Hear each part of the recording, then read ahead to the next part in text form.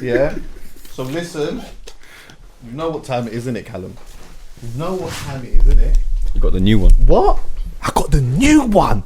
What's this one called? The Lawnmower 4.0. Now listen, alright, look. Man, come here. Because look, come closer. Come closer. Look, yeah. We already know that one of the main questions that a lot of people ask is, how do I trim my balls safely?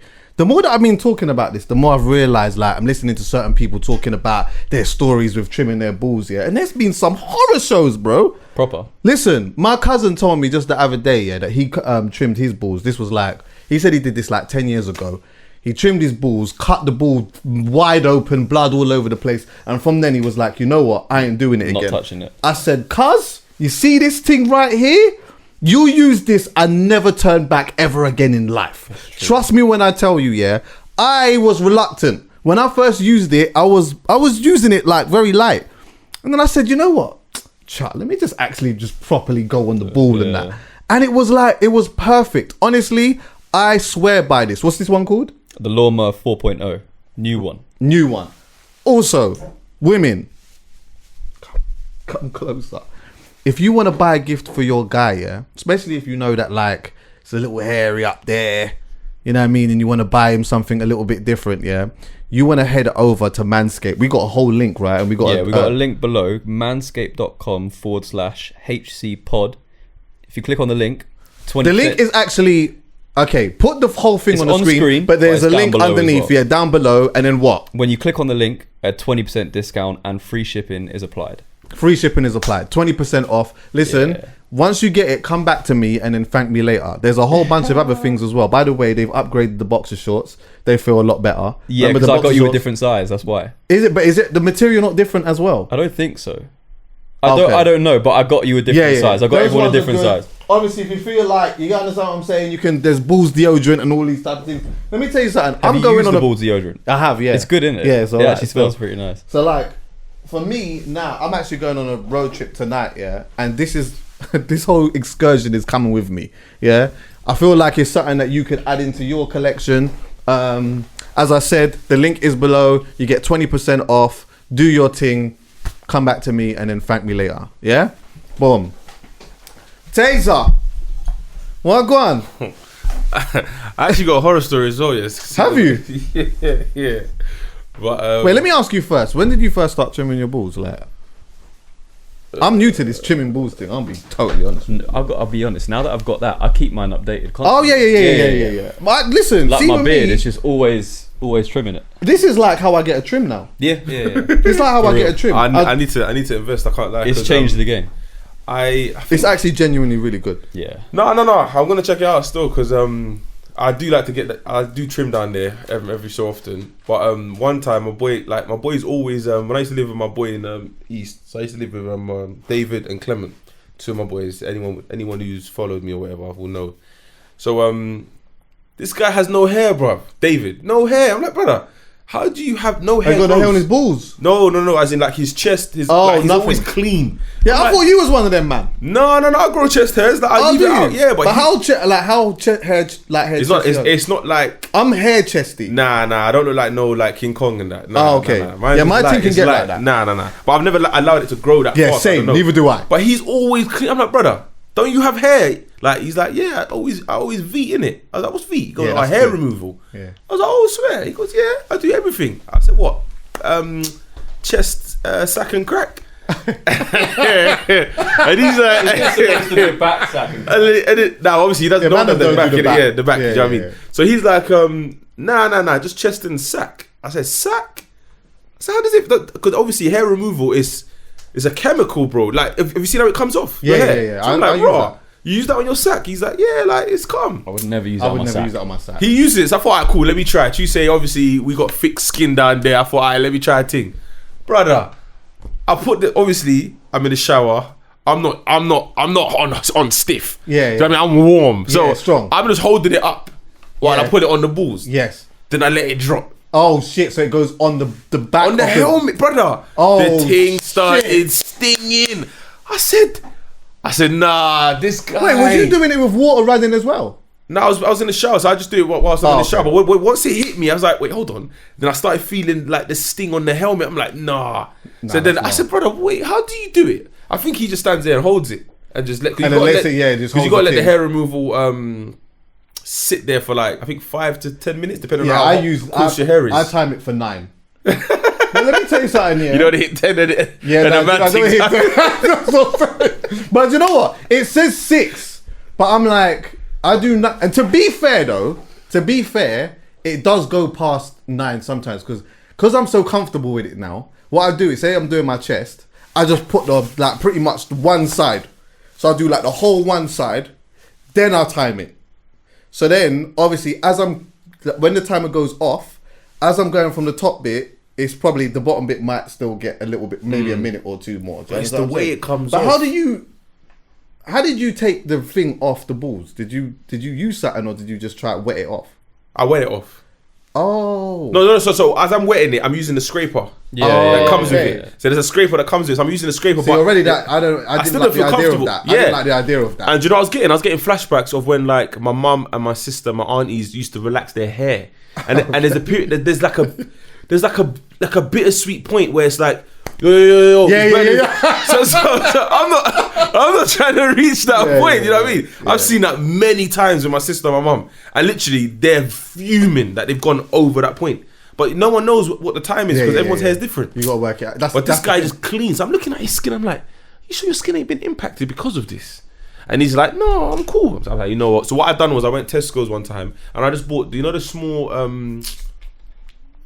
razor that you get for your beard. Yeah. So I used that for your balls. Armpits and my balls. Yeah. But you can cut yourself. Nah, but that's what I'm saying. I got to be very careful. But I've got that. I've got that, and it's done me alright. See, this is it? And that's how you do it. Yeah.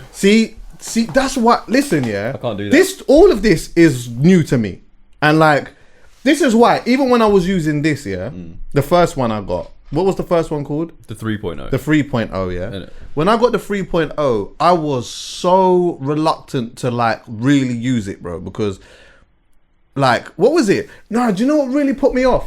When we did that episode 12 Things Men Fear But Don't Talk About, yeah, I remember we was talking about hair removals and that then. And I was saying that I use scissors. Same. Yeah, so I was using, but the thing is, didn't go around the balls. Oh, maybe just lightly. So see like the big, you see like the long strands. Like how the barber does this. Yeah, exactly. But I'm going see like the long because like you get a couple of proper long strands proper. So the ones that were like that, I would get it from a distance, and in the top part, I'll just like scissor that because at the end of the day, I'm like, it just is what it is, isn't it? It's just hair. I just wanted it to just be a little bit thing. Do you get what I'm saying? But when I put that out, I remember some guy hit me in the DM and he was like, "Yo, be easy with the scissors thing," because one time. I used scissors and I cut my ball back and he said a bit of white meat dropped out. And I said, yo, again. Yeah, but how much force did he use though? Yeah, he was going brazen with that. He must have been overconfident. Very confident. You know a man who's been doing that for like 5 years and whatever, and he's like, yeah, fuck it, boom, bam, boom. No. Whatever, nah. That area is sensitive. Have you ever caught it in the zip? What's that? Oh, in the zip? Yeah, exactly. Yeah. All of that's mad. But this thing here, you can get it to a proper level, and you can go on the ball properly. Yeah, you can actually go on the ball and just get it off, bro. And it doesn't hurt or nothing, and it will not cut it. See that there? You can cut yourself from doing that. Yeah. So that's why I don't know. No, I'm definitely gonna invest. 100%. Because a lot of men don't groom themselves anyway. So yeah, that's probably why. But yeah, I'm a man that takes care of myself, so I definitely invest. You should do. I went and got a manicure and a pedicure the other day. Still, how was it? How you feeling? Feeling nice, yeah. I got it for my birthday. Yeah, do you know it was alright? Jokes, you know. Do you know what? When I went and got the pedicure now, the Don was doing it first, and he was a bit rough, man. I didn't really like the way he was flipping, scrubbing my foot and that. When the woman came, she was a bit more attentive, and so when she was doing it, it was much nicer. Gentle. I think it's weird though. Sometimes I like it rough because if it's gentle, it starts to tickle. Oh, okay. Oh yeah. So I don't mind it rough as long as he's getting the job done. Yeah, he was doing all this. Yeah, but you might have had the foot back might have been a bit. You know nah, mine was alright still. And I got smooth feet and that. But you know what? I didn't even mention this actually. I'll talk to you about this.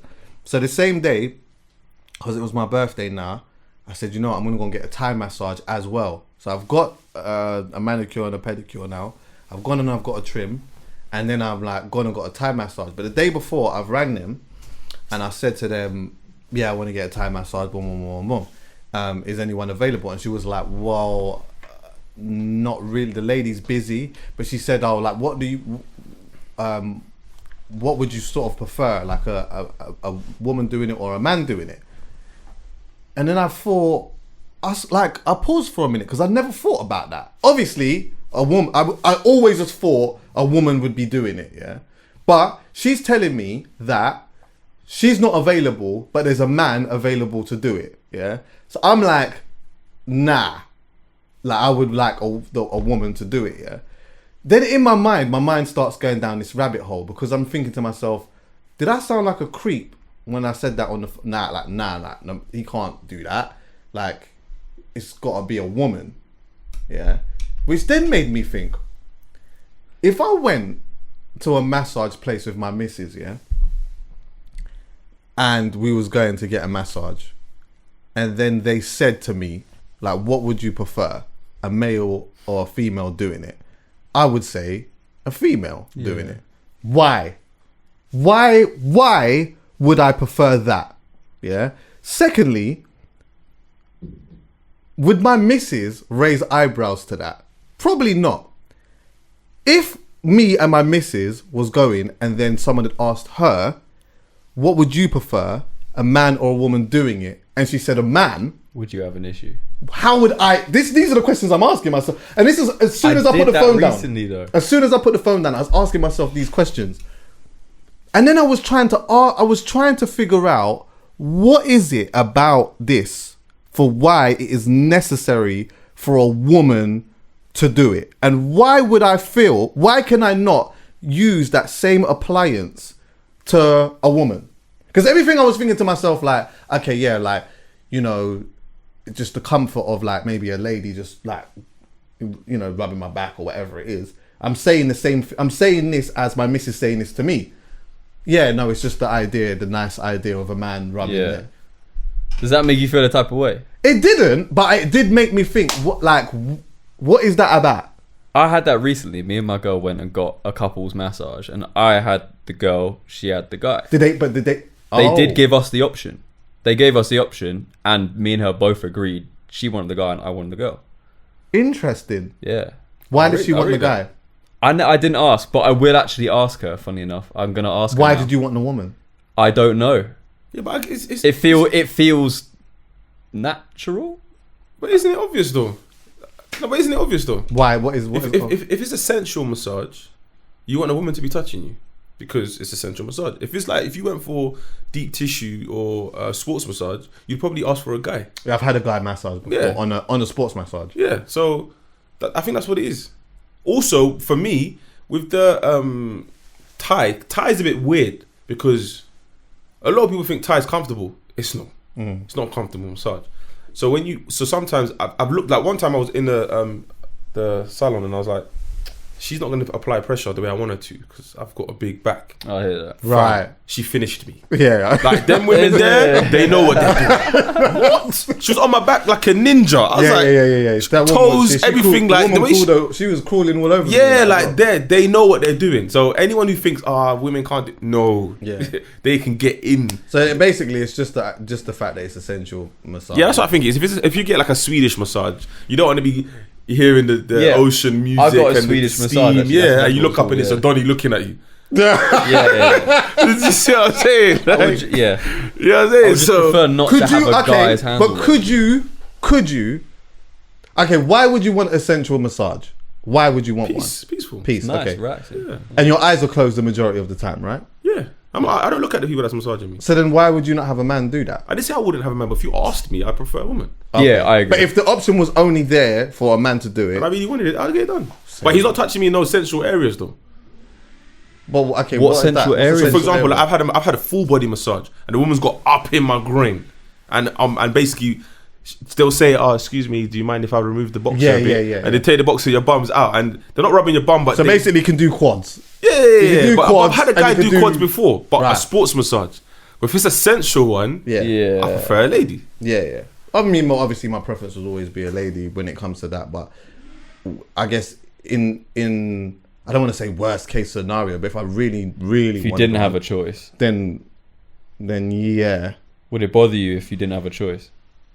And you had. Now, do you know what I think it is? It's the word. What the word that you used made a lot of sense when you said sensual, because I feel like in that, for me as a man, it's the feminine aspect of that gives me peace as well. So that's why I would like that from a woman. Do you get what I'm saying? And so that's probably how I would. That's more of like a tender touch, potentially. Yeah. And to be fair, if my missus put it that way too, I could hear that still. So would you have an issue if your girl was like, I want a guy? No. Yeah. Now that it's put like that as well. Yeah. It was only because I couldn't really understand. I was trying to articulate like what. I didn't consider when I rang that she was actually going to say to me that the option was there, but for a man, I just didn't consider it, which then made me think, he probably gets a lot less work then, because she said he was free all day, and the woman was not free for a couple of days. But you got to remember, there's also that connotation of he might be, like, it's weird. Like, even one of my boys went on a massage course. Oh yeah, and got his certificate, just something to do. Yeah. And then obviously when he had posted it, people were like, "Oh, you're only doing that for the girls." Like, that's like the connotation that you're only doing it to please women. Whereas some people actually do it because it's their part of their job. So I understand why. Was he doing it to please women? No, my boy. No, my boy. Yeah, but I'm saying if he now decided, you know what, this is something that I want to make a thing and then open up an establishment. Yeah. I can see some people, but remember, it's them, not him. Yeah. I can see some people thinking he's only doing this just to get girls. Yeah. So maybe the guy as some guys will make girls even feel uncomfortable. Oh, absolutely. Yeah. So So you're not wrong. I could imagine. Do you know what? To be fair, I could imagine the majority of women would probably still go for a woman doing it. Yeah. Than a man. Because of just the thing of thinking that maybe he might try and take advantage and do, and you hear about stuff like that. I think that they're probably a strong minority, but there's been like documentaries and shit about like athletes and stuff that have had men that have been massaging them take advantage of them. Didn't that happen to that girl that just quit the gymnastics recently? I'm sure that happened to her. I don't know. You know who I'm talking about? The American girl. She's what is it? The one who's Simone Biles. What's her name again? I can't remember her name. Maybe if you Google it. But I have a friend who's a gymnast, and she said that a lot of that stuff happens in behind the scenes, like the whole taking advantage and stuff, in regards to like. I just don't understand it, because it's like if we go to, for example, we go to a massage parlor right now, or a salon, or whatever you want to call it. Massage parlor even sounds seedy. Yeah, it does. It does. But that's what it's called. I went to a spa to get mine. Yeah, but massage parlor is what you go. But that sounds, you know what I mean? But just because that connotation is always like in films and TV. Yeah, like, so I think that's what it is. There's always a connotation. So if you go into like a massage parlor and then you see a dude, this dude, 100% you're thinking is going to try to take the piss. Because it's even some girls have said it, where they've got a full body massage and then like the woman's gone a bit too high. Oh really? Yeah, and they wonder, is that a part of it, or did she just take the piss? Oh, okay. Do you know what I mean? And then you ask another girl and be like, no, she didn't touch that area at all. Do you know what? I guess when I get a massage, I'm so vulnerable in that moment, that like I'm putting so much trust in you that even when you're going up there, I don't even care. Do your thing. No, but they can't rub the meat though. Do you know what? Nah. What's your business? You can't. You're not allowed to do it. Yeah, and you could. Well, you said, you know what? Like, you thought about it. Like, someone decided to rub your meat. Do you know what? If I got really comfortable, what's going on? And I'm just sleeping and that, and then she just rubs my meat. But that's like, how the happy ending, the whole happy ending comes about. Not a chance. That's not part of the thing, bro. Chuckie said, "Yeah, I'll slide you extra 20." Yeah. I prefer. No. I've actually never had that before. But you know what would be interesting though, if you did a study on how much men, percentage-wise, would actually go with that. Yeah, there's a lot of men that would. 100%. There's a lot of men that would. Do you know how vulnerable you are once you're getting a massage like that? She's got behind the ears, your head, your temple, the neck, shoulders, chest, arms, but you're relaxed. Yeah. And then she's telling you, yo, sorry, no, sir. she's not telling you. That's you're saying, go, just do it. Just did it. Oh, It would be interesting to find out the percentage of what a lot of men would do in that scenario. oh, I see what you're Yo, saying. hold on, what you doing? Ease up. Or manager saying, you know what? So I don't have to pay. I don't have to give the extra 20. You know what? Do your thing in it. I don't know. It's crazy. But what are you saying? Anyway, how are you? Good. I'm good, man. Yeah. I'm good, man. Like I said to you, I spoke to you. Was it the last episode you called me? Yeah, last episode I called you. Alright, cool. Yeah, so just recently opened up a bar, and that's just really just taking up most of my time. That is very sick, bro. I was supposed to come down on Saturday. I didn't in the end, but I'm gonna probably try and come down this Saturday. It looks like a lot of people are going down there, isn't it? Yeah, man. It's sick because a lot of people are going. It's word of mouth as well. So it's looking like one of them places now that like people will just know it's. You remember like how Yates season that used to be, where people it was a place to just go on a weekend. Yeah. So basically, is there an after bit? Does it go on until the early hours in the morning as well, or is it just like? See, that's the thing. So where this is new to us, innit? So when we first decided, I had the idea, we just said 7 to 11. I can't lie to you. When it comes to 11, ain't nobody trying to move. And I understand because it's a Friday and a Saturday. Yeah. Innit? I'm telling you, by the way, you gotta leave. So Yeah, because now, like, there's nowhere to go. Really. you know what I'm saying? So for now, it's till late. But Okay. downstairs is usually a club night promoter that has the Friday and Saturday. So his night starts at 11, but then it doesn't get busy till like Did you bring that midnight, 1. promoter in? Yeah, there's better external promoters that come in. Yeah, Oh, like we had okay. one yesterday. Like just different promoters, and then some weekends will be a faded. Yeah, right. Yeah. So as his is getting busier, if he's, for example, expecting 200 people, then his crowd will filter upstairs. So the idea okay. is, by the time his downstairs gets busy and people start filtering upstairs, our crowd would have left. Oh yeah, That's the idea, yeah. But we're having a battle right now with me and Matthew because he wants to continue it like Matthew's that. your business partner. Yeah. I want to separate the two and hire both spaces on the same night. So only limit how much you can sell downstairs. Oh, right. And then have someone upstairs do their own night because you can actually split the sound as well. Okay. Yeah, we got two DJ, Okay. but you can also leak it. Right. Do you know what I mean? Yeah, because I think when I went there before, it was like that, right? Yeah. Leak the sound. Yeah. So what does he not want to do that? Nah, because he's just like, let's build the bar, but only to end at 11. There's no point going past. If people want to stay, they have the opportunity to pay and go downstairs. So like I said, if it's another promoter, for example, you've got upstairs. I do like that though. What? Because if I go out, say like I might be going out with my brethren or whatever, we might just be going for a young drink, yeah, without the intentions of doing anything. So we just go out for a drink, and then you know what, we're catching a vibe and whatnot. We might as well stay. We could just pay and go downstairs. Yeah, no, that option's there. But then you're not paying me. You're paying Callum. Oh, But okay. people make the assumption. People think they're paying me. Oh, okay. No, you're not paying me. So you have to You have to speak to the promoter whose night it is downstairs, and whatever I he's see. charging on the door. Yeah. Oh, But because okay. you don't have to leave and come back in, it gets confusing because you can literally just go downstairs. Oh, So that's what okay. we're trying. That's the battle we're having. Yeah. Do you know what I mean? But we'll nail it. This is only the second weekend, and it's Yeah. busy, bruv. Someone booked in for, because the way we've done the booking system, our tables are 4s and 8s. Uh-huh. So when I say 8, it's 2 4s together. Yeah. So someone booked a table of 15, but then emailed us saying I could only book a table of 15, but I'm actually coming with 50 people. Oh shit. So tonight Oh, is do you know what? As a tonight's gonna be promoter, ram. as a promoter, you would love to hear what, that. brother? Though. Tonight's You know, like when you no work. Yeah, exactly. Yeah. That's it. There's no work. That's it. Do you know what I mean? And we can only technically have seated 67 people upstairs. I love only like got when to I had settle like another when I was doing my 17. birthday parties and shit like that, yeah. And I remember like sometimes I'm up and down selling tickets or whatever, and then like someone would ring for some tickets, and you're like, oh, like how much do you? Because enough times people would ring for 2 tickets or 3 Yeah. or whatever, or 1 because someone bought 2. And Yeah. Now they decided to come. But when someone will ring and say, yeah, do you know what? Yeah, it's my birthday. Like I want to book a table, whatever. Like I'm looking for 35 tickets. You're I'm like, like, yo, where do you live? I'm coming yeah, now. no. What? You go there, they got the peas ready for you and all of that. Then you take that. Then they ring you again usually. I need Oh, more. do you know what? I need more. I need another 6. Boom, I Got come up you. there. Oh my god! Those And are then the at best least ones. you know it's mad because when you judge it from that, it's like I know that tonight, even if it's not ram, it's nice. You get what I'm saying? Especially if it's a birthday. Because it's a birthday, or like you got a couple of birthdays or a few birthdays or whatever. So got that, and then I had another birthday ring me yesterday, saying, I've noticed that I can't book more than a table of 15, but there's 30 of us, and it's a 43rd.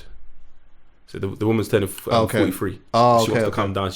Her brethren knows me and is like really pushing the bar, so she wants to come down. Yeah, and I'm like, yeah, but there's no space. She's like, don't worry, I just want a table to put like a cake and balloons. Right. We don't mind standing. Yeah. I said, cool, calm down. Yeah. So tonight should be. Tonight's gonna be alright still. Yeah. Right, Honourable still. shout out to you still, Love, man. The new chapter in your life and that with the bar or whatever. Maybe you can say that at the end of the pod on like what people need to know about. Yeah. Alright, boom. I need to do some music conversation quickly. Yeah. Did you listen to Dave's album? Yeah, I'm only listening to a few tracks. You can ask me some questions then, if anything. But I do want to. I think I need to discuss it still. Dave put out a new album. We're all alone in this together. We're recording this on the Friday, the day that they announce the chart positions. He got the number one. He got his second number one. So honourable shout out to him and the whole team that is behind that and whatnot. Dave is an artist that, like, you know, you can see he can't really do any wrong. Like, you know, that he's got. You see, like that generation as well. Yeah. He just has it, bro. It's so sick because he just looks like he's just having fun with it. Yeah. That's what I like. Like even what he did, some of the things that he's done, like publicly with the Jordans. And then what he's done in Selfridges, the little pop up. That looks sick. He done it because he done the collaboration with Trapstar, which is sick. Yeah. He did the pop up with where he was pulling up with the Jordans, the Jordan 4s, isn't it? Yeah, in Piccadilly Circus. He had 100 of them. I don't know how many he had, but the kids were more going mad. He said, I watched one of the clips. Yeah, someone was videoing it. They're like, Dave goes, what's your favorite song off the album? Someone said, Location. No Jordans for you, bro. It's a Location. Size 7. Would you still give him a crip? No, I don't know. It just. I'm saying, would you? For that I would. Just for the banter. I'm like, you know what? You're taking the piss. But you know what? I'll tell you what. Yeah, maybe I won't give you your size though. I might give you like, if it was a guy that said it, I'd give him like a girl's size and say, I'll give it to. I don't think anyone got their size. There's no order. Man, you ain't got no order for that. No order. That's just bare man trying to get. But if certain man could have jumped in that van, they would have jumped in the van. 100%. I do like when artists do those sort of collaborations though, yeah, with like some of the man them. So like even with like K-Trap done one with Benja, yeah, and I think he's done a couple of other ones. Central C's done with Trapstar, obviously the West London thing or whatever. Blade I do Brown like did some one of them with Trapstar as well. Blade Brown did one with Trapstar. Blade Brown, definitely. Yeah. Blade Brown. Blade Brown. I feel like Blade Brown was probably one of the first. I think it was, yeah. It's one of the first that I saw, like proper campaign style collaborations. Yeah, I like all of that. Anyway, yeah, in regards to the album, I listened to it and I thought the album was good. I thought it was good. If I'm comparing Dave's album to like what is out there at the moment, then it's great stuff. Like, it's great stuff. For many different reasons. One being the fact that, like, for me personally, I just feel like a lot of people are not particularly making albums like that. They're just making a bunch of songs and just putting them together on a project. And I'm not always mad at it. Depends on the type of artist that you are. But some of my favourite artists are not doing that, but they may not necessarily have the notoriety that Dave has or the name or whatever. But most are just like a bunch of songs on an album. It's not really cohesive. There's not really a theme at all. There's not really much going on. It's just vibes. Sometimes it works, sometimes it don't. Dave, I don't put in that category. But if I'm comparing this body of work, yeah, to himself and to what I believe his potential is today, I would say that it was a good effort, and I wouldn't go I wouldn't go past that. I thought it was good. There were like moments of there. I was just trying to make some notes before I came, but there was like moments on it that I really liked. So, for example, one thing that you could tell in the album, yeah, is that like there's like element of growth from him as a man. Do you understand what I'm saying? Like someone who's like now, you know, he's come into a lot of money. He's traveled a lot of girls, and like just a lot of things that are going on in his life, which he's talking about. And like he seems like somewhat, from a musical perspective, he has a strong level of emotional intelligence that I really like, and that is coming through in the music properly, in my opinion. But also, as well, you can kind of tell that even though he's having all of these things in his life, and his life's changed drastically, there's also that he's showing you that these things ain't making me happy really though. Like, we're outside and it's lit and I can buy this and whatever, but really I got a lot more in common with some of you lot than you would actually think. And he mentions that in some of the bars or whatnot. There's so many things in the bars that he's mentioned here that I feel like if he ever sits down and has a conversation with someone, it'd be good for him to break them down, but I know he doesn't really like doing that. But I feel like it's because he gives it to you in the music. Oh yeah, but I like, see, for me, yeah, sometimes there's certain things that are like, for me personally, this may be just the geek side of me, yeah. When someone says something in the music, sometimes they might pull it in a couple of lines here and there or whatnot, but when you actually get them to elaborate on it, there's actually more to it than we actually would have deeped ourselves. Because if we listen to it in the bar, it's up for speculation, which is good. Like, as fans, we do that, innit? Like with Drake, we will listen to some of the Drake bars and whatever, and we'll speculate, and I love doing that. But sometimes it's sick when like they actually explaining exactly what was going on or whatnot, and it, like, for me, it just makes it interesting. The part where his mum was crying, you heard that? Yeah. Have you heard it? I've listened to it, but not only once through. Yeah, so he talks. There's like all these like cultural references where he's talking about Windrush and like, you know, being a son of an immigrant and that. And there's like this proper heartfelt bit like at the end of, I think it's Heart Attack. Yeah, where his mum's talking about like being homeless. And by the way, yeah, someone who's a super Dave fan more than me might be able to correct me if I'm wrong on this, yeah, but I feel like that song was a sequel of a song that he's got called Panic Attack on his EP called Six Paths, yeah, and I'm sure he mentions a couple of times, I just remember on the song he's rapping his head off, but he mentions a couple of times about he's like being homeless or his mum being homeless or whatever. Like, I didn't know it was that deep. You know, like sometimes you don't know what people's real struggles are until like they really start breaking it down. Bruv, that tune made me go back and sit down with my mum and ask questions. Serious? Yeah, because there's a lot to my mum's story that I don't really know. We've just like, you know, like everyone, your parents have just raised you. You don't really know what they've been through. Like my mum told me literally the other day, it's the first time I ever heard this, yeah, that she used to work in do you remember what's it called? You know Tesco's in Harlesden now? Yeah. In the parade. Yeah. It used to be called, it used to be Budgeons. Okay. She used to work there.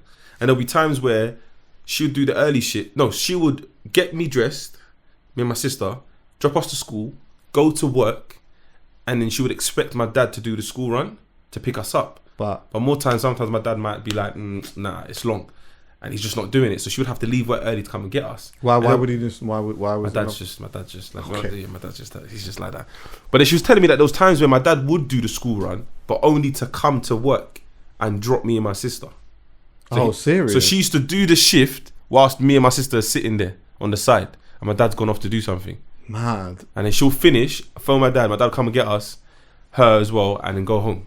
Like, why did he do that? She's like, I don't know.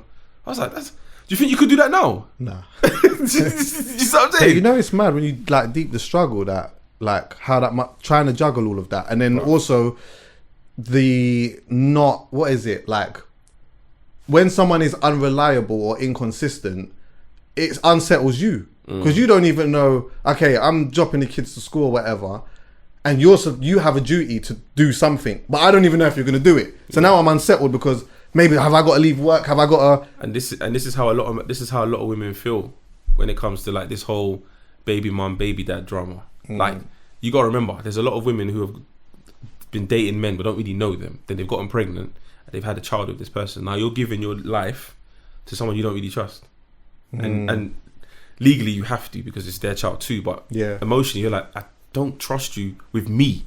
You think I'm going to trust you with my child? Yeah, and that leads to drama. But a lot of men don't see it that way. That's why it's like, oh, shut up, man, just drop your... I said I'm going to be there by 6, I'll be there by 6. Yeah. You're pulling up at 8. Those 2 hours that's inconsistency. It's going to get annoying. Do you know what I mean? So when I looked at... someone had to sit me down, and when I looked at it like that, that's when I thought, you know what, my main thing with my daughter and the mother of my child is like, as much as we're not together, nothing's happening there. I'm still gonna try and be there for you just because we have a child together. Yeah. It just makes sense. And be consistent and be reliable. 100%. Yeah.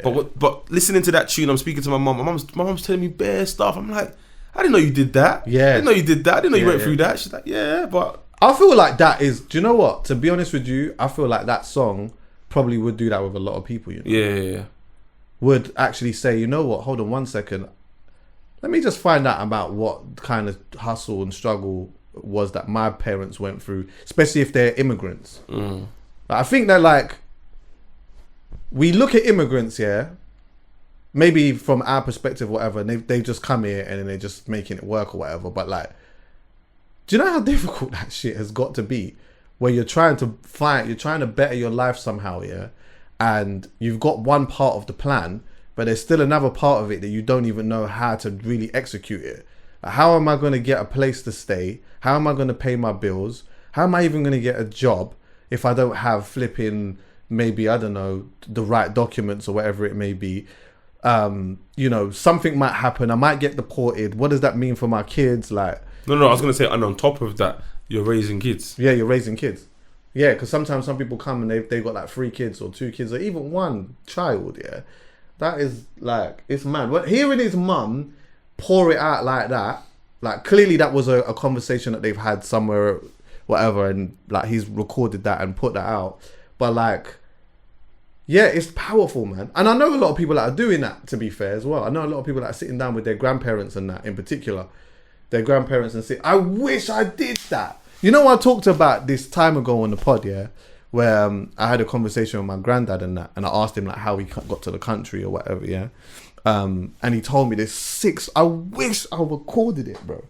You know, he's passed away now, but like, I can always pass the conversation on because I remember it, and I'll never forget it. But I think maybe hearing in his own words, his own tone, and his own cadence, and like, you know, like the emotions that he had when he was explaining it, almost to say he wasn't as emotional as like Dave's mum in this, but he was still, you know, as he was talking about it, you could see that he was passionate about it. Yeah, but he was going back there. When I'm asking him about it, like he's telling me it, but he's gone back into that time to like remember things and tell me or whatever. Yeah, sick, man. Also, that 20 to 1 thing was smart. So there's a song on there called 20 to 1. A lot of people pick this up here, that like, if you played the album at 12 o'clock when it came out, there's a song on there called 20 to 1, and it comes on at 20 to 1. Mad. Yeah. Like, I love those type of things. I don't know how much that was. Like, I don't know if he went in the studio and was like, I'm going to make a song called 20 to 1 and do X, Y, and Z, or whether it was like, hold on, wait 1 second. If we put this mad, here, you know. it's sick. I love. That means you'd have to watch the timing of all the other tunes. Yeah. My favorite song on there, In the Fire, which has got Meeks, Manny, Giggs, Gets, Dave, and Fredo. When I heard Fredo coming, I said, Fredo sounds clean. Brother, clean. I could tell Dave was in the studio and yes, 100%. Fredo sounds clean. 100%. Nah. He's getting better, man. He's getting better. He's getting better. He is. He's getting better. Because if I'm being honest, there's times where Fredo sounds he sounds a tad uncomfortable on the beat a little bit. Sometimes. I mean, do you know what I think that is personally? I personally think in these studio sessions, he's probably just got Mandem with him. They're having a vibe, and he hasn't really paid attention to what's going on. That's what I personally think. Yeah. But when you're with Dave, I watched I can't remember where I watched this video with J5, and they were asking him who artist is good to work with, and then he mentioned Dave. He said Dave is so like particular. He said it's not long, but I know I got to have my back straight when I'm in the studio with Dave. Yeah. Whereas opposed to certain other artists, you can just relax. It is what it is. So I feel like when Fredo's in certain studios, he's probably just relaxed. But because he was with Dave, Dave's telling him, big man, pull your socks up, and you can hear it. You can hear it. It makes all the difference. If you're just going in the booth now and you write the bar down or whatever and you just go and say it a couple of times or whatnot, then that just is what it is. But if you are like refining it, or you've got someone for like a real music head that is going to sit there and try to get the best out of you, then it makes a massive difference. And you can hear it. Yeah. I heard that and I was like, oh shit. It You know, I love watching studio sessions as well, by the way. There's been times I've sat down with like engineers or whatever, yeah, been in studio sessions where like, especially with people that like vocal produce. So then there'll be like, say there'll be a singer in the booth or whatever, the vocal producer, whatever, like the person will be in the booth singing or maybe even rapping, then they'll stop it and like say, like, I need a little bit more of this, or I need, you know what I mean? I need some more aggression, or I need it to be a little bit softer. Boom, do that bit a little bit softer. Let's go again. All right, boom, let's go again. Let's go again. Let's go again. Let's go again. And then, oh yeah, that's it. I like that. Okay, boom, let's do this bit again. Then when you listen to it, it just sounds so crisp. Whereas if you just go, you've written it one time, you say it and it might sound good, but how better does it sound once you actually know it? It's like a script. If someone sends me a script here and I learn the script a little bit and I deliver it to the camera, I might deliver it to a certain ability, yeah. But if I proper know the script and I'm actually, there's like elements of passion in it or whatever, by the time I actually deliver this now, I'm delivering it a different type of way. And when I feel like for Fredo, when I'm looking at the rappers that are on that, by the way, they weren't on the, their names ain't on the thing. So when I'm listening to it, I didn't know who was coming next, to be honest. I just was whatnot. But if I just saw the names written down on a piece of paper, honestly, I would have said to you, Fredo's going to get drowned out. I'd have said that. I'd have said, oh, mate, it's just going to be it's going to be techie. As soon as he started, I said, exactly again. Sorry, because like you said, I didn't see who's on the tune. I'm just listening to it. Yeah. So I've heard Fredo. Then I think Meeks is next. I didn't recognize the voice. Okay. So that's when I've gone to look Meeks is cold. at who's on the tune. Then obviously Gets, Gigs, and I like Gets always does this. Gets is on fire, bro. Gets one, by the way. If there's a, but it's annoying because you hear Gets on a tune and you'll say, "Yep, he's reached Super Saiyan 5." Then you hear him 6 months later and it's like, all right, this is Super Saiyan 6. Then you hear him a year later and it's like, okay, this is Super Saiyan 8. It's like, brother, how many times are you going to evolve your sound? He's sick. It's mad. He's cold. There's one thing that I liked as well, that I picked up on, At the end of Fredo's bar, he says something about like a fire exit or whatever, or a fire engine. And then when Meeks comes in, he starts off by talking about wait, let me go to I'm gonna play it now. We'll mute this. Watch this. You like when artists do that, innit? I love these things. Wait, watch it. Alright, watch this.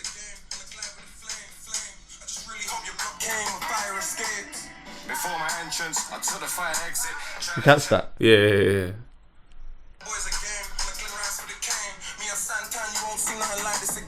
That's my young boys again. On the glide with the flame. I just really hope your block came and fire escaped.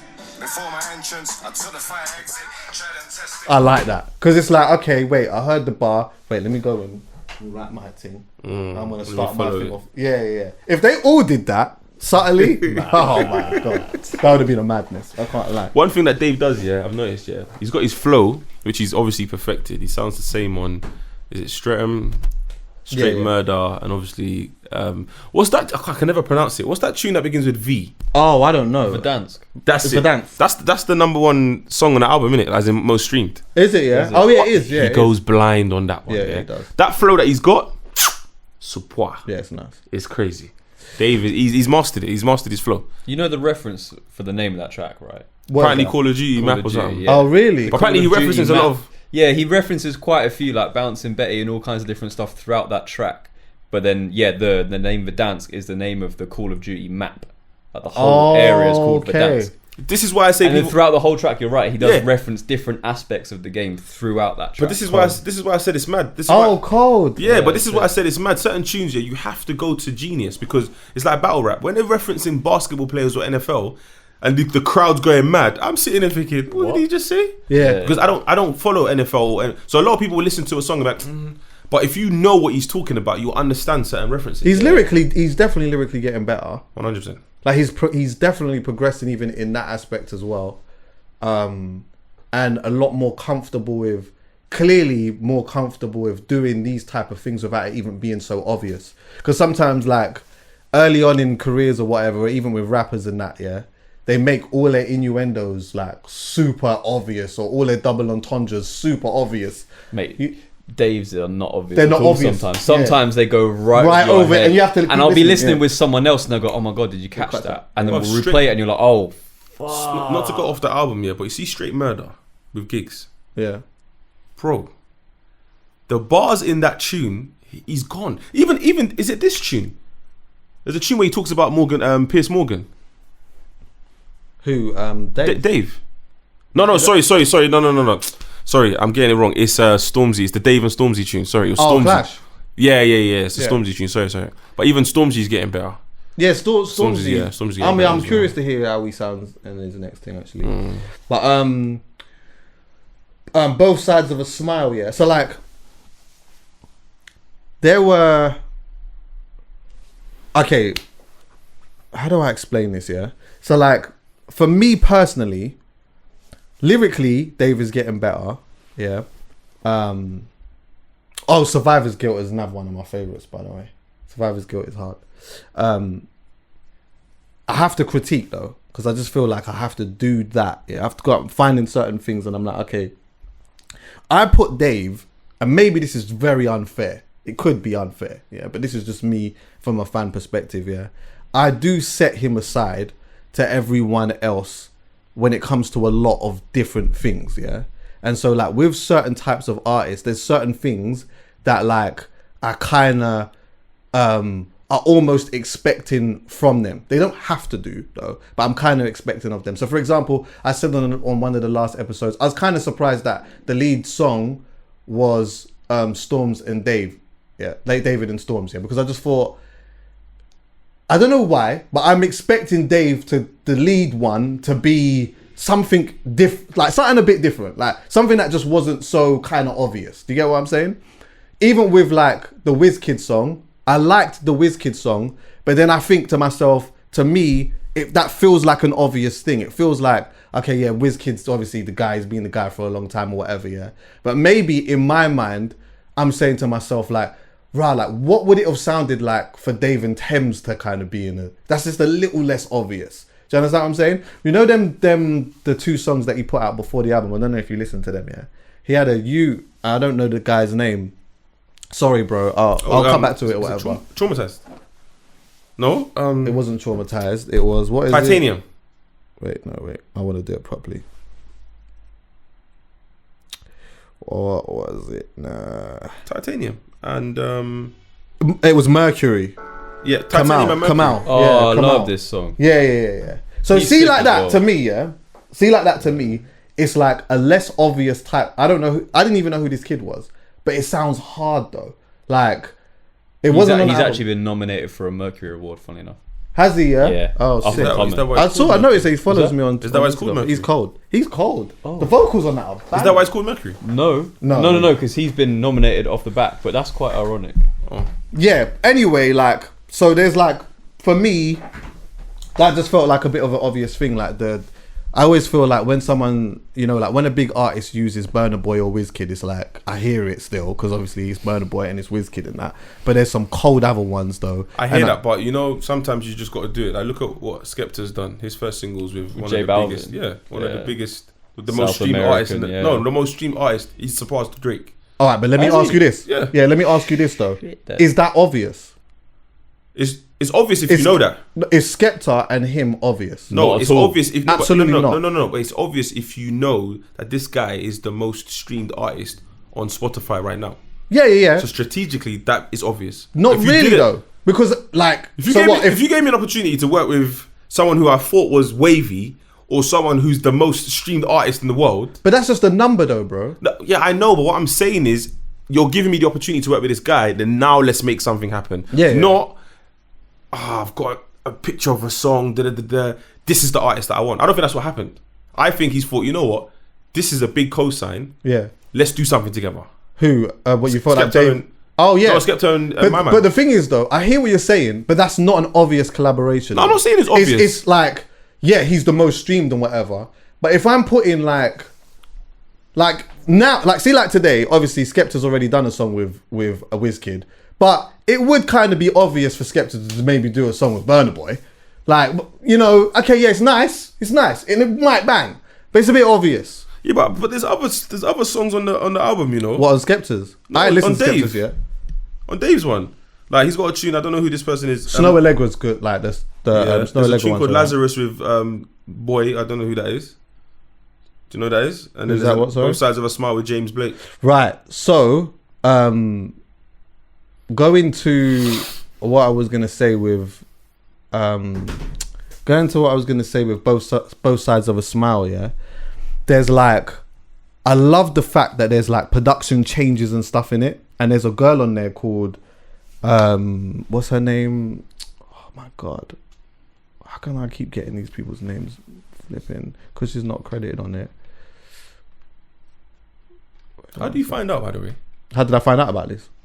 No, when someone's not credited on Spotify, where do you? I just always look for them, bro. When I'm like, see, when I listen to albums and stuff, I always go to the credits and shit and see who's on what. Yeah, who's on? Because sometimes you hear vocals and shit, and I'm like, Shay Simone or Sha Simone or something. I'm not sure how you say her name. She's cold though. She's a sick bar. She's quite reminiscent of Miss Banks. She's got that sort of tone and flow and whatever. And you can hear like where he starts rapping, and then it's like he starts speaking from her perspective, and then.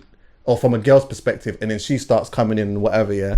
Like those type of things. When I expect that of Dave. I expect those type of, you know, sonic changes and like these cinematic things that happen at this point in his career now, innit, yeah.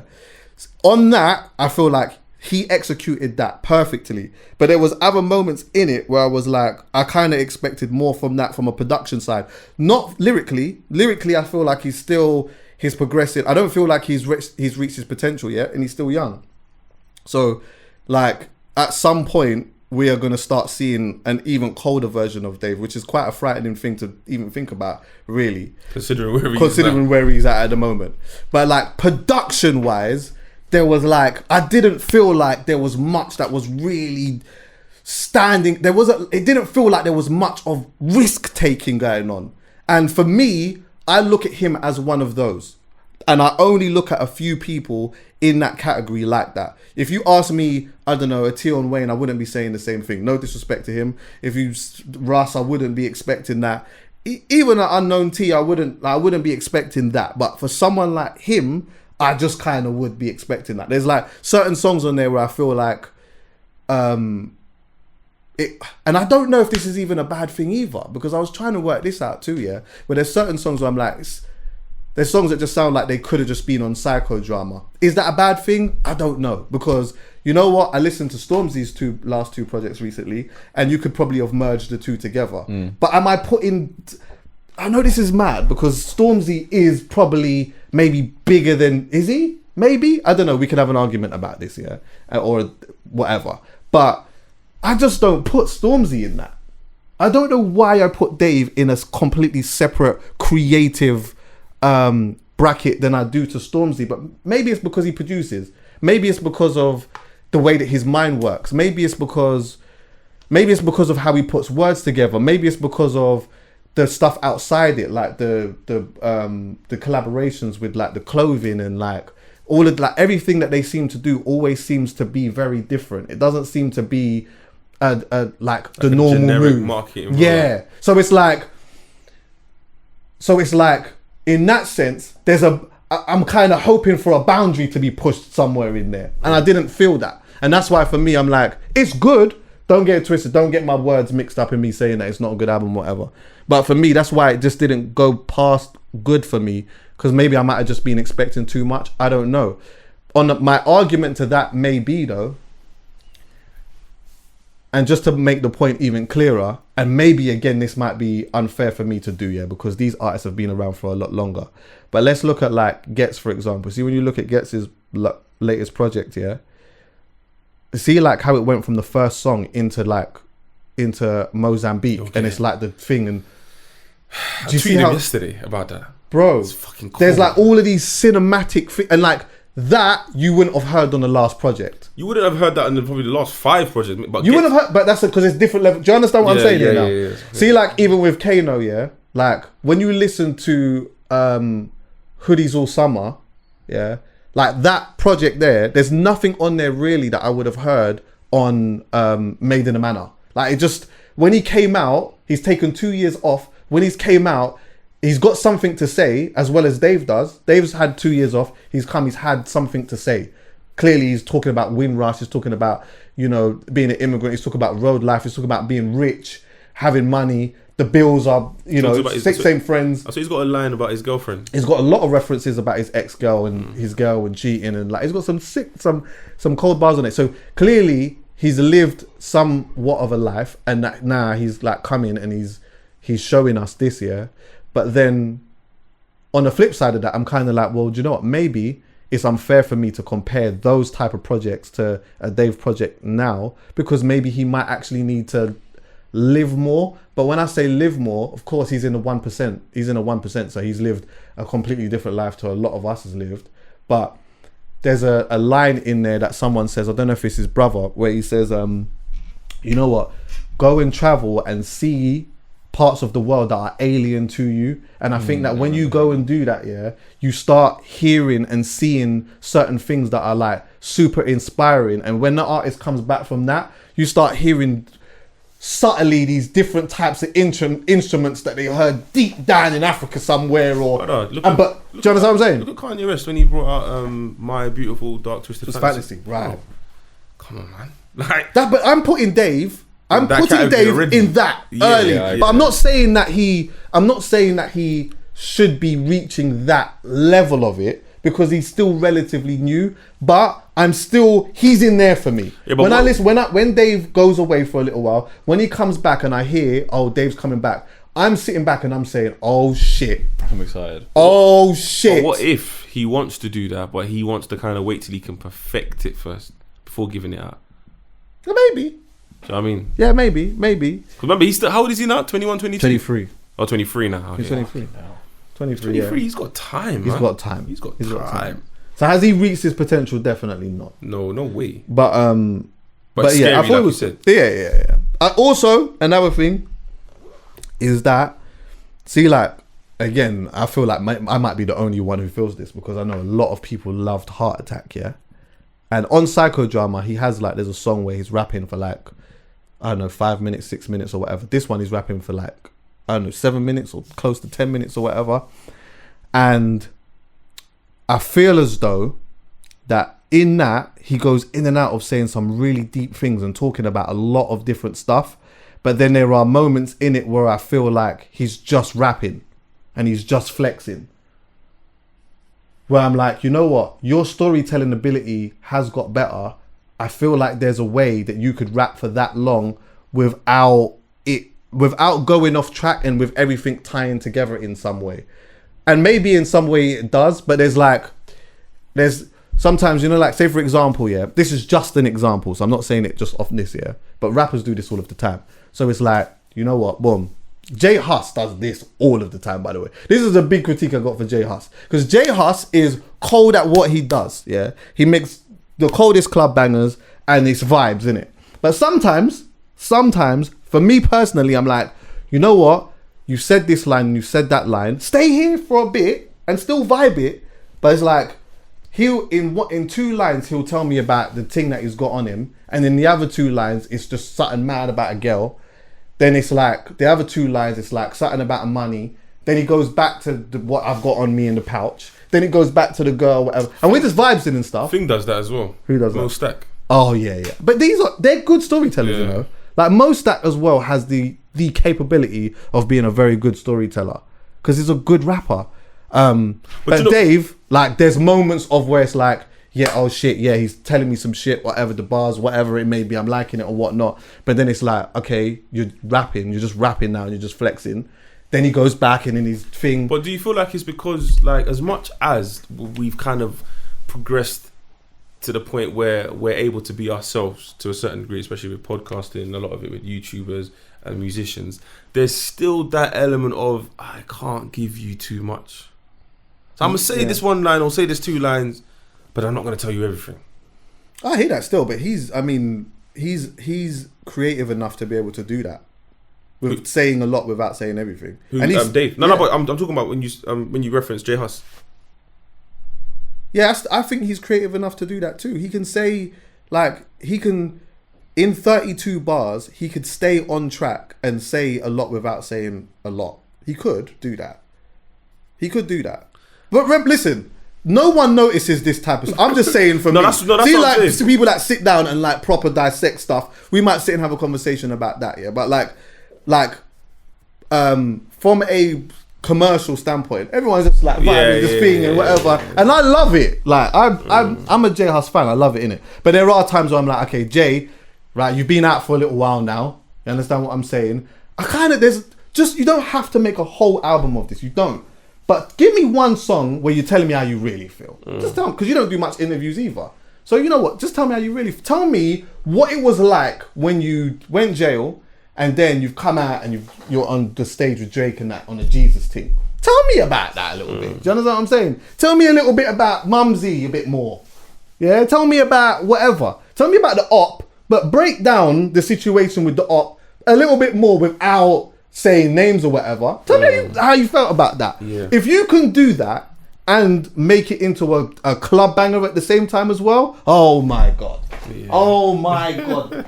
No one's seeing you, bro. No one is seeing you. If you can do that, no one's seeing you.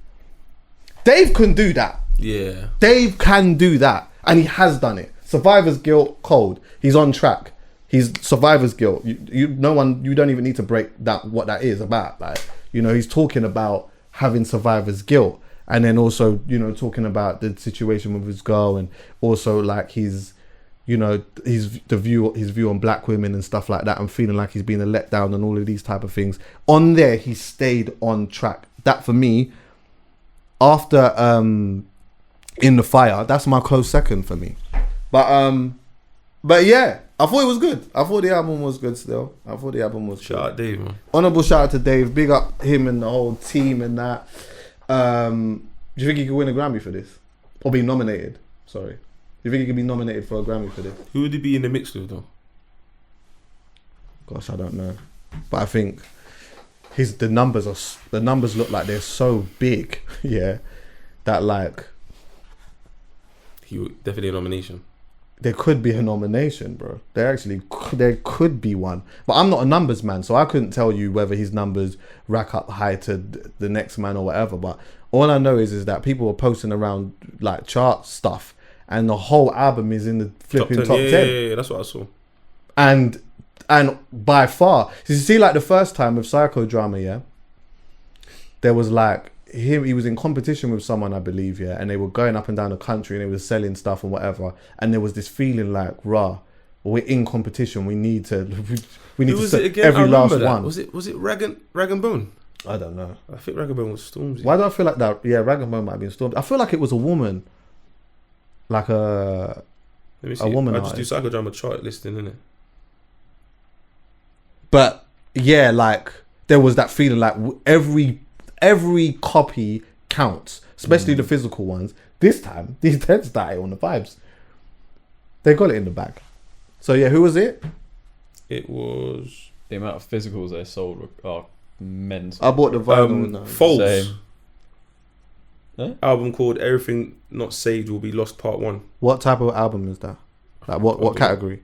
I don't know who they are, but they literally got second by 279 sales. So yeah, see it literally, there. It's a band. Their fourth album. Sorry, did Psychodrama go 1? Yeah, they got number 1. But it was like a just about, as you can see. Yeah. This one here, I don't think it's a just about thing. This sounds like it's gonna be a whitewash. Yeah. But it's a good, like the second one. It's hard, when you're making your first album, you got your whole life to make it. He's saying a lot of stuff. It's like therapy to him. You could see that he was in a bit of a different place in his life at that time. This time he's in the same sort of place, but just with more money, and like he talks essentially about that, and he does it in a good way. I just like production wise, I just probably expected a lot more from the production aspect of it, and yeah, the song with Snow Allegra I kind of liked, but then there was an element of that where I did feel like it did feel a tad underwhelming a little bit. The beginning bit was nice, and then I don't know, I just thought J5 could do you know what I mean? It's just a little bit more of a groove to it. I listened to it in the car and I went around on the drive or whatever, But yeah, man. Maybe what will happen is I'll go to the live show and I end up loving the whole thing to bits. You know what? That happens. I say it all the time. That's what happened with Future March Madness. Oh my god. I've heard the tune bare times. I'm like, all right, cool. Then I went to a festival in Amsterdam and that's when Chris Brown done the backflip. Oh, what? I saw that live. Oh, you saw that live? Yeah, 100%. Oh my god, where he did the backflip on beat. I saw that live. Fucking hell. So I was like, what tune is he dancing to? This tune's mad. Then everyone was like, that's Future March Madness, bro. That became one of my favourite songs after that. Shit. Literally. That was a moment. I don't know what Amarian was doing. Yeah. I was in the crowd like, Amarian, come off the stage, man. Oh, because Amarian was there trying to do his trying to. That's when Chris Brown was like, pop, lock and drop. Yeah. Now you listen. Sick. Amarion's a dancer still, but see that pop, lock and drop thing. When Chris is on the stage, man, I have to ease up. When Chris is on the stage, ease up. Yeah, Chris Brown's different with it, man. I think like Usher's the only one really that, or if it's not one of them, it's got to be like one of Chris Brown's dancers or something because they're probably on a mad wave in that as well. There's twins. There's French twins. Oh, I met one of them. I swear, brother. They're the best dancers I've ever seen. Oh my god, bro. They're the best dancers I've ever seen. What are they? They're called Les Twins or something like that. Yeah. Oh my god, these man are like, bro. Imagine I'm playing in I'm DJing in Nike, yeah, and one of them's come in, yeah. He's like there with like a bunch of people, whatever. He's come over, and naturally he's a dancer, and it says come over. He said low, whatever, and they've gone off, and he's come back, yeah. And I'm playing like this rap tune, and he just did this like little thing, yeah. But he did it to a part of the beat that I didn't even notice. You know, like that's when you know you're cold. Yeah. Like he's like instantly picked up this next beat, and he's like, it was like. It was just like a little, you wouldn't even notice it. They're cold. And he's just flipping, done a little. Their isolation is crazy. They got a video. I don't know if you got time, go watch it. Yeah, they basically remixed Stormzy's tune with her. What's it called? What's this tune called, man? One sec. Tune's cold. 1 second. Yeah. So they remixed that a little bit for their dance moves, bro. One of the twins totally destroys this tune. And it made me fall in love with the tune. Right. Like I said, there's certain things that I need to see someone do something to a tune. Yeah. All of a sudden, I fall in love with the tune. Yeah. So if you got time, go search. What's their names? Les Twins, Stormzy, 1 second. Okay. The video is mad. Honorable shout out to them. But yeah, like, wait, tell me what you lot think. Tell me what you lot think about Dave's album and that. What are you giving it? Tell me what you're giving it out of 10. I'm giving it an 8 out of 10. Tell me what you are giving it, and tell me if you like your, I don't know, best parts of it, parts that may have been like skippable, and also if you think that there's a possibility, just not with any type of information, just in your heart, that maybe you could get some type of Grammy nomination for that. It'd be interesting still. Oh, by the way, before I move off music quickly, yeah, Unknown T is rapping. He's rapping, and I cannot let that go unnoticed. There's a tune that he's got with Potter Paper, yeah, called Trenches, I believe, and he's rapping, bro. And the reason why I'm saying this is because there's enough man and girls that jump on a 140 BPM, and that is their specialist sector. But when they are on a 90 BPM or a 100 BPM, it's they're uncomfortable. They can't sit on that rappy flow like that. He is rapping, and I could not let this go unnoticed. We need Unknown T on the checkup. All right, cool. 100%. Whoever it is that's looking after my man, I know who we can talk to. Yeah, Unknown.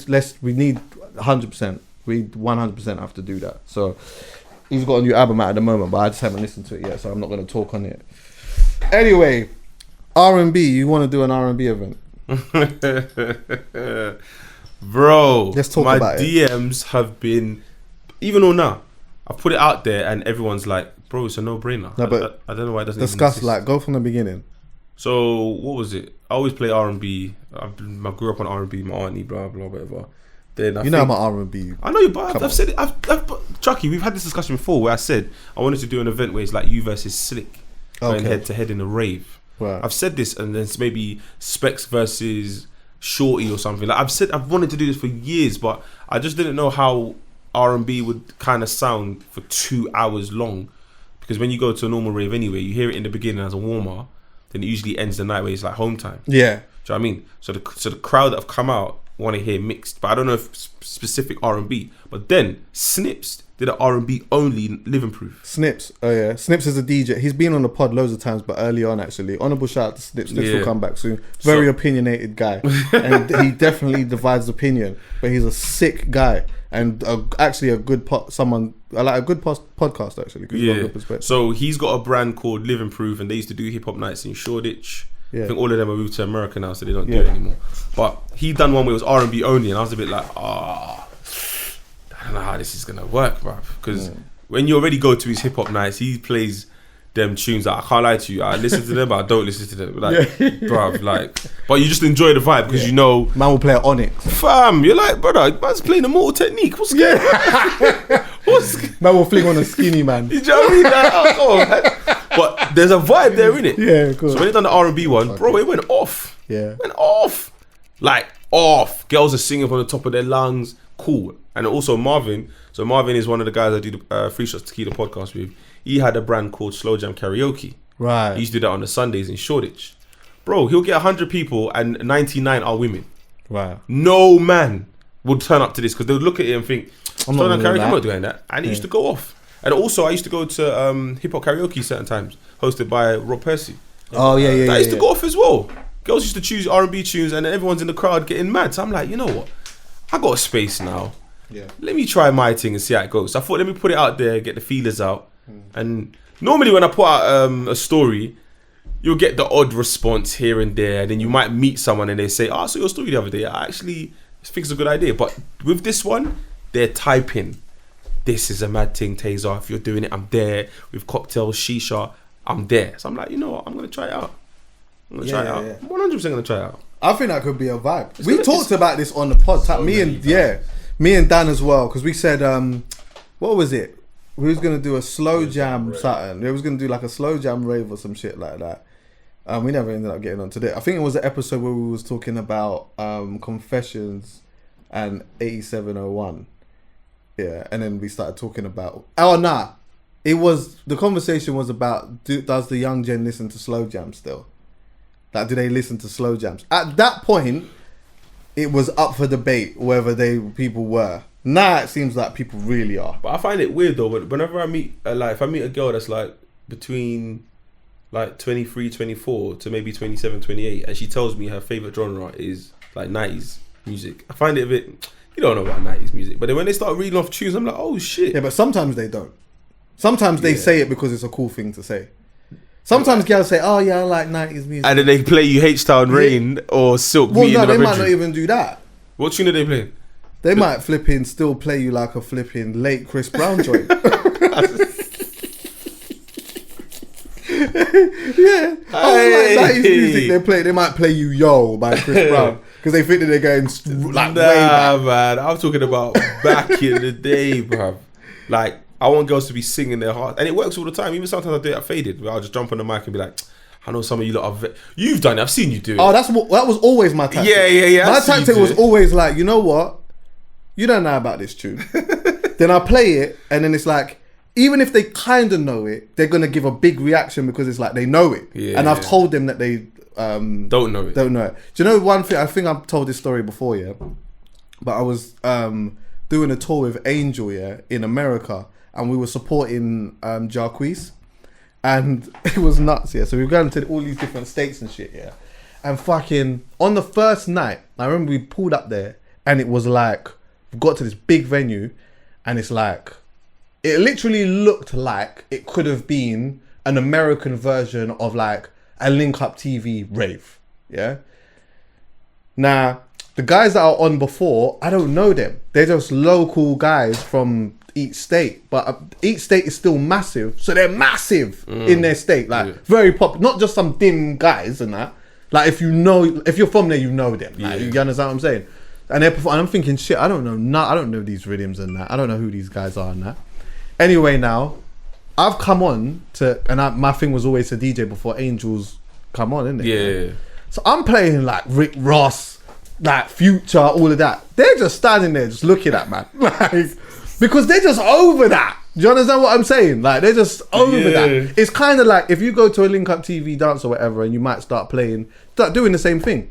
Even like a couple Drake rhythms and that. Like yeah, they might. But you know what? If you play an Unknown T or That's whatever, what they came for. yeah, that's what a Digga D. They're gonna go mad. Yeah. So anyway, so I've bombed. Yeah, and I bought Angel a hat, and it's just not like towards the end of the thing, the girls have sort of warmed to him because he's a good-looking guy and whatever, and they're kind of like, oh, you know what? They started vibing to it a bit. So the next show, I said, yeah, I don't know the guys from each state, and I'm not going to sit there trying to work out each person. And plus, I'm not going to play their songs after they've already performed. Yeah. And I'm not going to play these songs anymore. Jarquise is an R&B singer. Yeah. So what I'm going to do is, I'm just going to say, I'm going to go out there and I'm going to say, yeah, boom, from London, whatever. We were main support as well. Yeah. I was just on the vibe of this. Obviously, Jarquise, R&B guy. Yeah. And obviously, you lot say you love R&B, right? So let me play R&B. Yeah. They're still kind of getting used to the accent, innit? So I'm like, well, you know what? I don't really believe that you are. I don't really believe that you really know about R&B. I just don't believe that you do. If you did, then you'd know about this. Then I'll play like Usher, you don't have to call. Oh, they go mad, the girls start skinning out. And it's more so because I've told them you don't know. Yeah, you've prompted them. Right. Then I'll do it again with a Bobby Valentino and they go mad. So then now I've got them. And now I want to DJ the whole night. Yeah. The call and response thing works. People don't understand that call and response thing works. Yeah. It's you get them engaged. And it's funny because Tory Lanez does it as well. Oh, for real? Listen, watch some of his sets on like when he does like a what's that festival? SW4. SW4? No, the one in America, Texas. Oh, South by Southwest. That's it. Yeah, so he's got one on the Spotify where he does a Spotify live. Yeah. And obviously, because remember, a lot of his tunes are samples. So he would just play the original, then he'll play his version. Yeah. So there vibes into the original, well, and then he plays his just, version. Yeah. And he's sick at it because most of his tunes are flipping samples. As in when he does like the, I can never pronounce it right. Is it Chicks Tapes or Shy Tapes? It's Chicks Tapes. When he does that, mixtape run. So seeing the crowd react to that was actually sick. But again, some girls have messaged me saying, Taze, is this going to be like an over 25 rave, blah, blah. And I'm like, well, I don't think it's going to appeal to the younger crowd. I can't see an 18-year-old coming up thinking, and then someone playing SWV and they're like, oh my God, that's my tune. Me personally, I don't see it happening. But I don't think you need to advertise it. I'm not going to advertise it, but I'm just going to, because of the genre, I think the age will sell itself. Yes. I can't see a bunch of 21-year-olds coming. Some will, but not like the ones that will know. Yeah, the ones that will know. They've got an older brother or older sister. Yeah, that's kind of or their mom or whoever that like. But I'm gonna test it out and see how it goes and make it a thing at the bar. Is it? Yeah. Yeah. So make it a thing, whether it's bi-weekly or monthly, but it's definitely a space for it because the shisha already, the way girls come and vibes with the shisha and the cocktails and stuff. Oh yeah. Adding R&B to that, dimming the lights. Proper. Bro, you can see the scene already, man. Yeah. It's gonna be lit in there. Yeah, I'm on that. I'll definitely pop by to that when you do that, and maybe you could actually help us put together the flipping one that me and Dan was thinking about doing. We could maybe even do that together. We could look at that still. Has Tory Lane bust case, by the way?